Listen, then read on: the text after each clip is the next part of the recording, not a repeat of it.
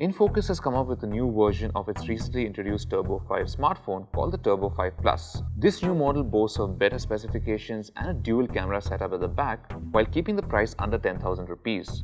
Let's see how it fares. The design is nicer this time around, with rounded edges, 2.5D glass and a metal back. This phone feels fairly thick when you hold it, but it isn't too heavy. There's a fingerprint sensor in the home button, which isn't the quickest at authentication. You can also use it as a shortcut to activate the flashlight.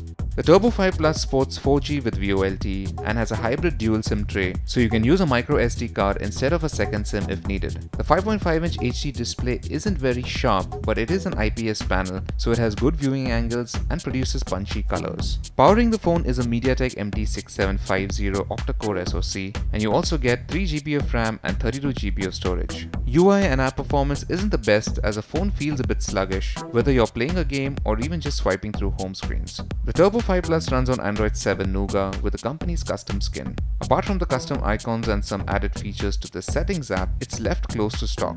You can tweak the display settings through Mira Vision, while the DuraSpeed feature lets you choose which apps run in the background. We also noticed that the phone heats up quite easily when you use GPS a lot or even play games for even short durations.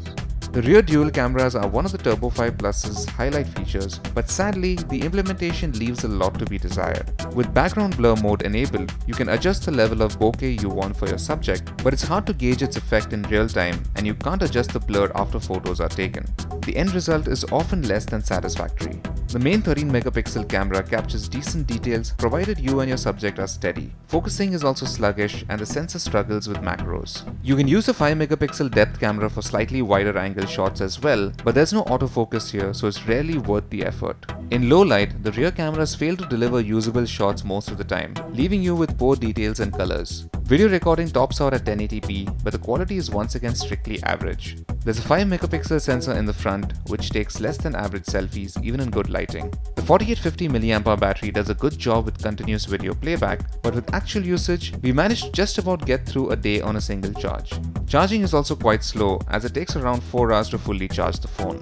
The Infocus Turbo 5 Plus looks like a good upgrade on paper, but the features and specifications don't translate too well in terms of real-world performance. The cameras are still very mediocre, and the performance is sluggish most of the time. Battery life is good, but this is not a convincing enough feature for anyone to buy this phone. If you're interested in dual cameras, you could look at the Panasonic Aluga Ray 500 or the slightly older Coolpad Cool One Dual. If you're looking for a capable performer, then there's always a Xiaomi Redmi 4 or even the Eureka Black. So thanks for watching our review. Be sure to check out more videos right here. Give us a thumbs up, subscribe and follow us on Facebook, Twitter and Instagram at Gadgets360.